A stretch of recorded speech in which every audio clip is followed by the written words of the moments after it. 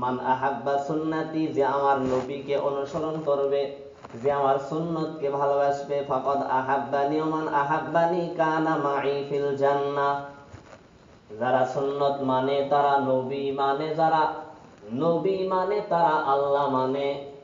যারা সুন্নত মানে না তারা নবী মানে না, যারা নবী মানে না তারা আল্লাহ মানে না, যারা আল্লাহ মানে না তারা জান্নাত পাবে না।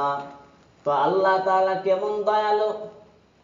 আল্লাহ কয়েকদিন আগে নেটে দেখলাম এক বেঈমান নবীরে কটূক্তি করে গালি দেয়। নবী নাকি যৌবনের পাওয়ার নিয়ে বিবাহ করেছেন একাধিক।